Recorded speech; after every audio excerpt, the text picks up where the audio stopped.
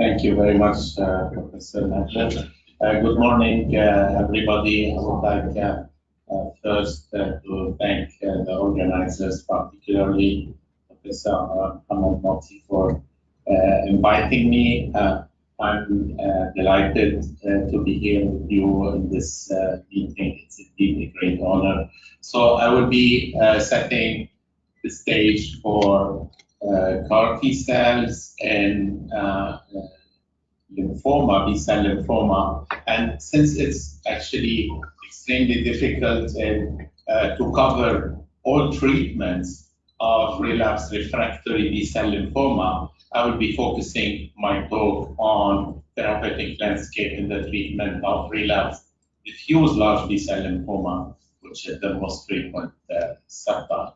So, as you know, the standard of care for relapsed refractory diffuse large B-cell lymphoma is today salvage therapy followed by autologous stem cell transplantation.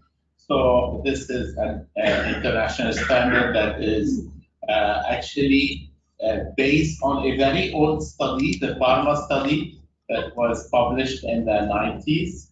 And actually, we still have multiple unanswered questions and topics for research. So we have patients who either relapse after achieving complete remission or who are refractory, primary refractory, not achieving CR after first-line treatment, and so having either stable disease or progressive disease. So in this setting, can we predict in advance at diagnosis which patients are these based on clinical and biological factors to try to have different treatment strategies for these patients? Then, for these patients, if we did not identify them, we have the first salvage regimen. And is there a better salvage than another? Which salvage to select? Then, after the first salvage, we are happy when we achieve complete remission or partial remission, and we proceed with autologous stem cell transplant. But there are patients who only achieve stable disease or who are progressive on the first salvage. So can we go for second salvage? And what would be the outcome for these patients? And finally, we have patients who relapse, unfortunately, after autologous stem cell transplant. So what else can we offer them, and what is the outcome? So to go back to the first question, trying to predict outcome based on patients' characteristics, what can we expect from frontline treatment in diffuse large B-cell lymphoma?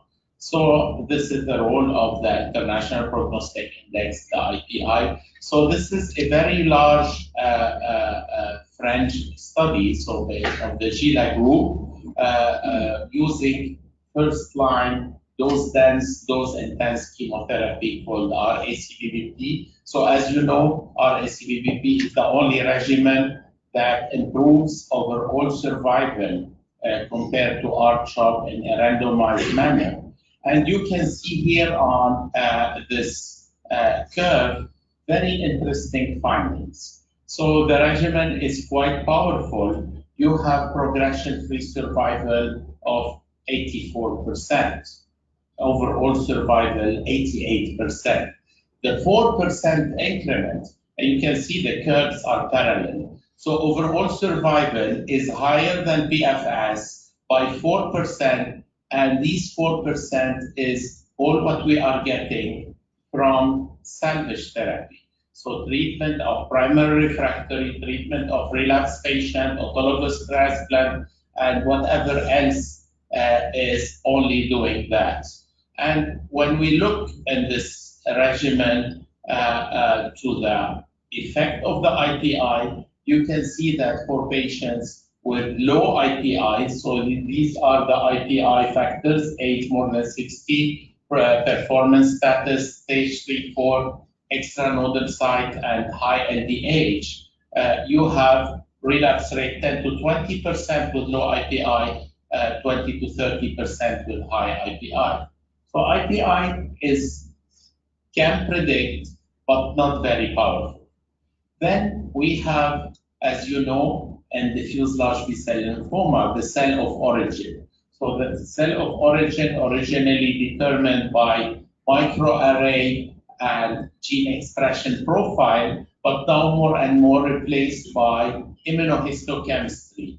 And you can see for patients treated with R-CHOP that if the cell of origin is germinal center phenotype, you have a quite better outcome than patients who have an activated B-cell phenotype. So this is based, for example, on the Hans algorithm for immunohistochemistry. We have other markers. For example, MYC expression is a quite powerful prognostic factor in diffuse large B-cell lymphoma. So when we talk about MYC expression, it is either by FISH for the MYC breakpoint on the gene, or immunohistochemistry for the MYC protein. So when we talk about FISH for MYC, 8 to 10% of de novo diffuse large B-cell lymphoma are MYC expressions. So these include what we call single hits, as well as patients with double hit lymphoma. So the latter being regarded as a very aggressive disease. And these patients have an inferior survival in most studies with a higher risk of CNS relapse. On the other hand, MYC protein is overexpressed in 15 to 30%.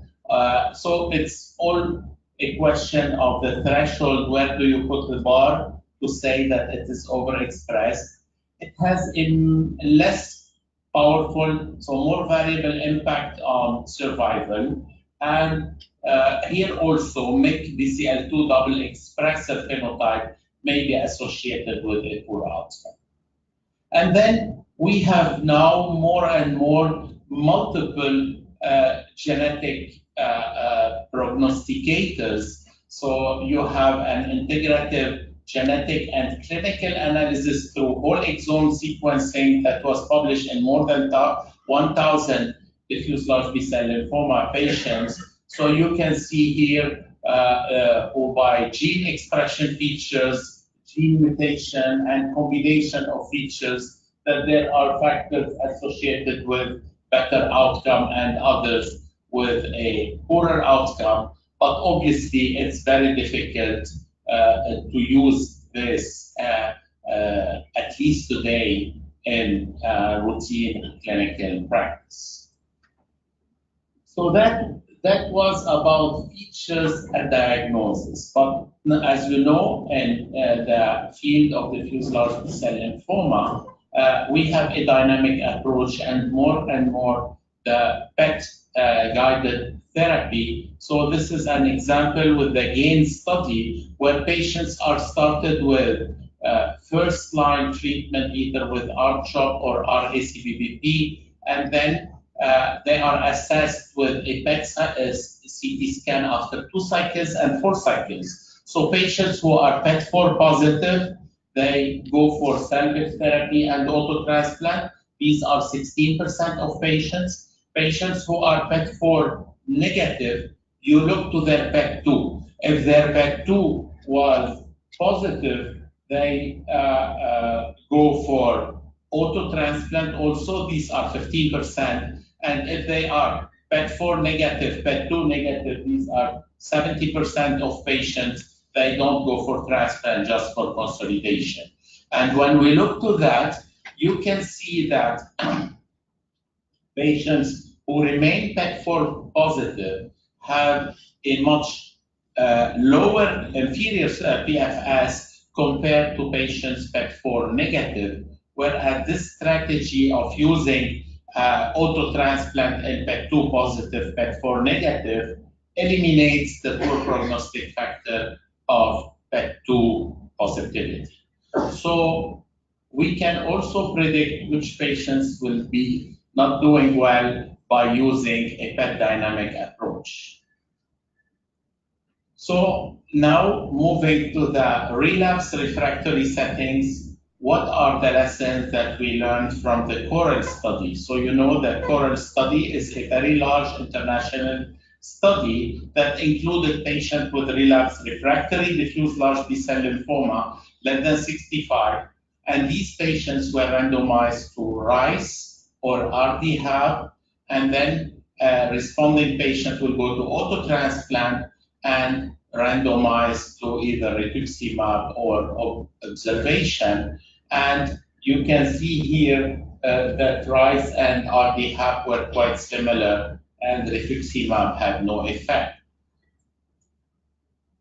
So this study, the CORAL study, did not show superiority of any salvage RICE and RDHAB. And if we take all the or many studies testing salvage regimen, you can see different regimens can be used: RICE, RDHAB, RGDP, and replacing rituximab with ofatumumab and ODHAB. And all these studies are showing quite similar outcome in terms of response rate and progression-free survival at 3 years in the order of 30%. And no regimen is superior. However, so you can use whatever regimen you are used to, although there are some subgroup analysis suggesting, for example, that patients with GC phenotype benefit more from RDHAB than RICE, but this was an unplanned retrospective analysis. However, we can try to predict what will happen to relapse refractory lymphoma based on the CORAL study results from the time of relapse. So patients, failure from diagnosis, patients who have a late relapse will do better more than 12 months than patients with early relapse. And unfortunately, patients who are rituximab naive, which we don't see anymore today, are doing much better, and the results are much lower for patients who are pretreated with rituximab. And you can see that for these patients, which are those that are representative of our patients today, the results of salvage is not that good. And rituximab has failed in the study to prevent relapse. We have a relapse rate of 40 to 60%. So how many patients will be eligible for salvage post-auto? So this is relapse rate after auto. Already, not all patients were transplanted, but those who are transplanted, half of them will be relapsed. So in BMT in 2016 and 2017, the failure of CORAL were published. So this is the scheme.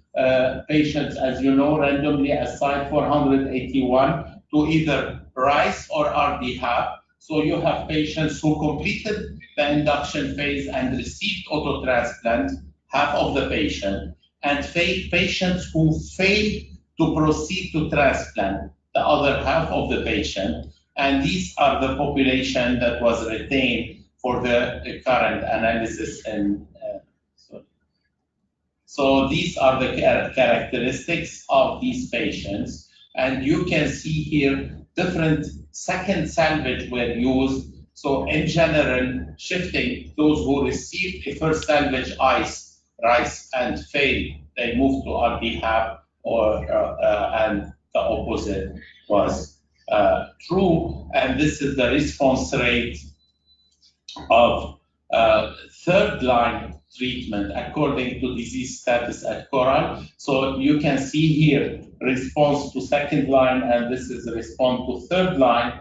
No major differences. Overall response rate of 47%, and no difference according to the type of chemotherapy. As a reminder, the response rate to the second line was around 63% in the CORAL. And you can see here the class switch effect between ICE and DHAB. So our eyes shifted to RD have 45% response rate, 36% CR, and 43% in the opposite, 24% CR. And these patients with third-line therapy, some of them proceeded to transplant, others did not, mostly auto-transplant, 56 auto-transplant, 8 allogeneic, and you can see that survival of transplanted patients was better, 41% at 1 year compared to 16% for the non-transplanted patients. So, and now we have the Scholar study that was recently published, and this is, the Scholar 1 is a retrospective international patient-level multi-institutional study, and the largest today that reported analysis of outcome in patients with refractory large B-cell lymphoma.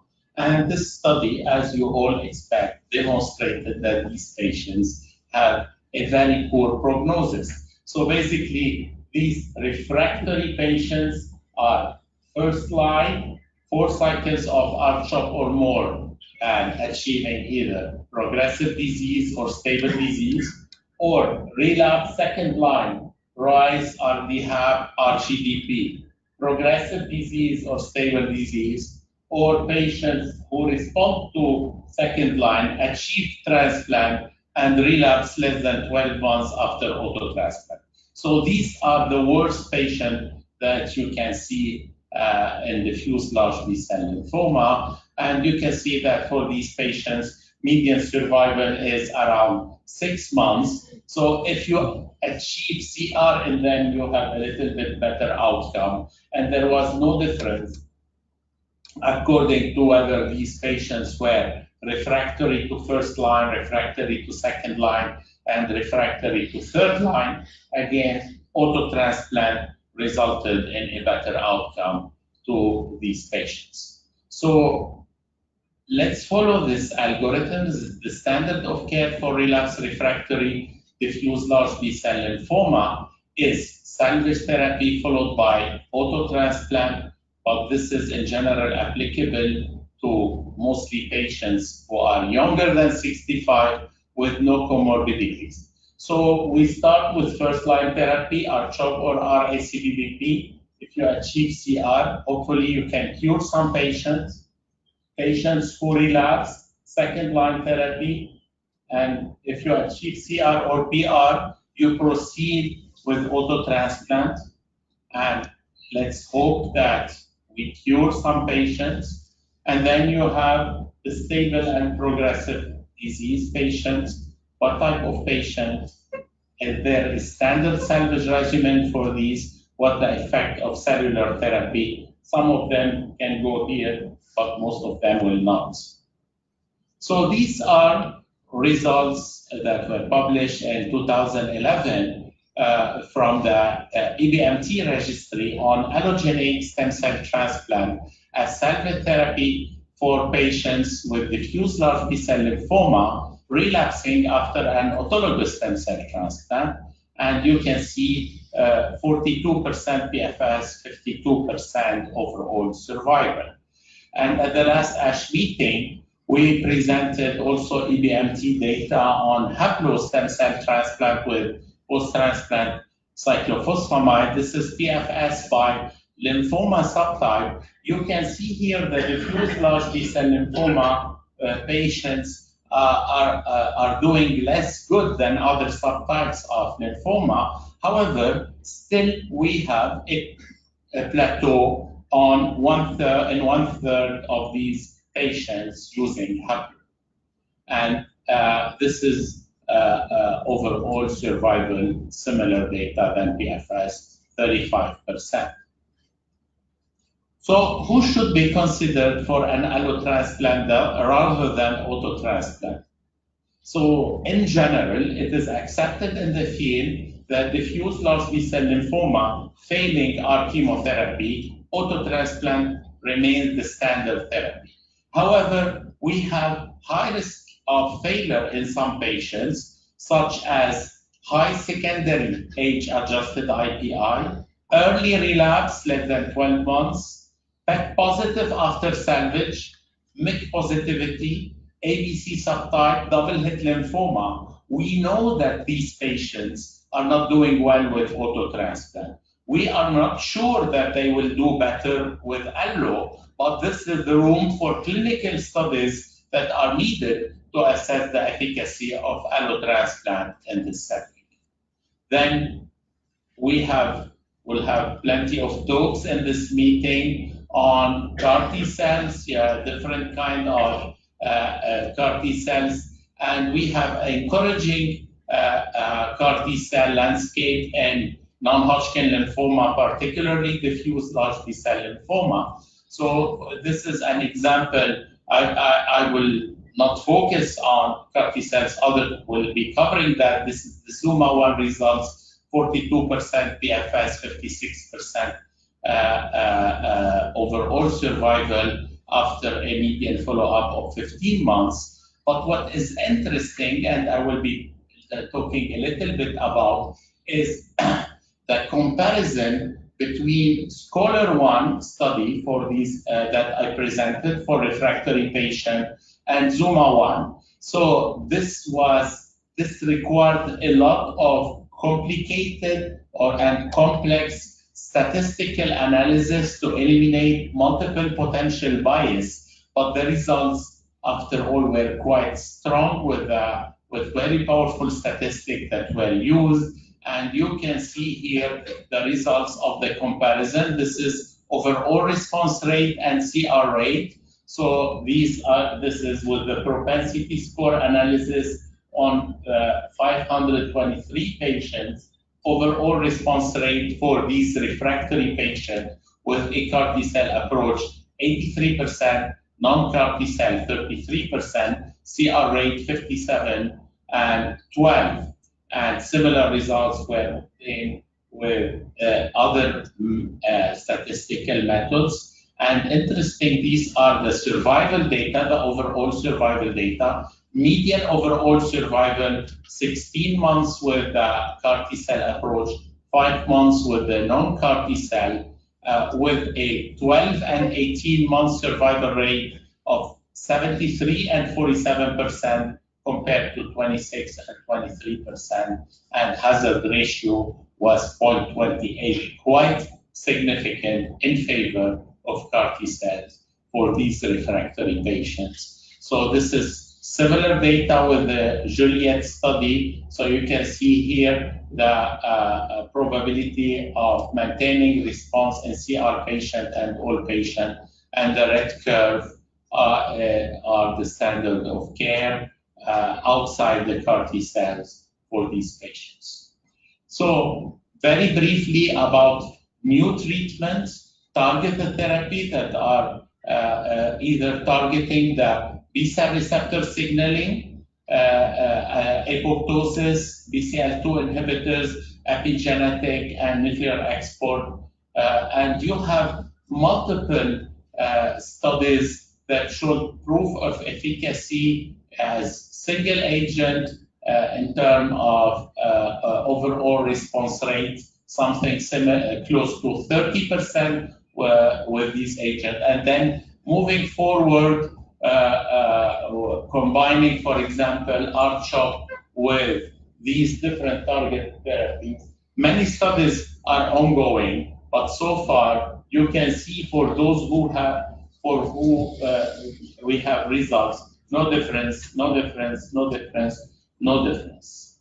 So in conclusion, for relapsed refractory diffuse large B-cell lymphoma, this represents a small population because we are lucky in the field of diffuse large B-cell lymphoma that first-line treatment with immunochemotherapy is effective, resulting in a high rate of cure with a 3-year PFS of something like 75%, 3-year overall survival around 80%. The standard of care for relapsed refractory diffuse large B-cell lymphoma is high-dose chemotherapy followed by autologous stem cell transplant. Unfortunately, only a minority actually received the transplant. Patients refractory to or relapsing after second-line treatment have a very poor prognosis with very low rate of response to conventional approach, something like 8% complete remission, 18% partial response, and extremely poor overall survival with a median of around 4 months. New targeted therapies, we have seen multiple ongoing studies. However, so far, no positive upfront study until now. Promising cellular therapies, allostem cell, haplostem cell transplant, CAR T cells, moving upfront with these therapies.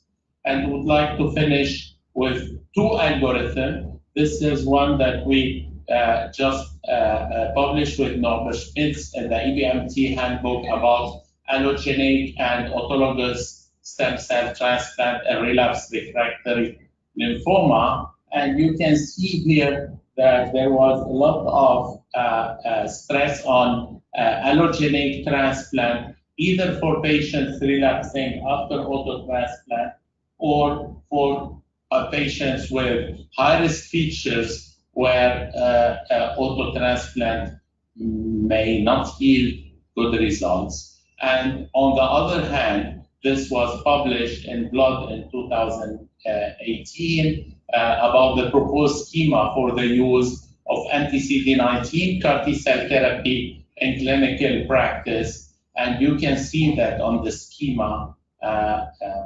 allogeneic stem cell transplant does not appear at all. Thank you for your attention.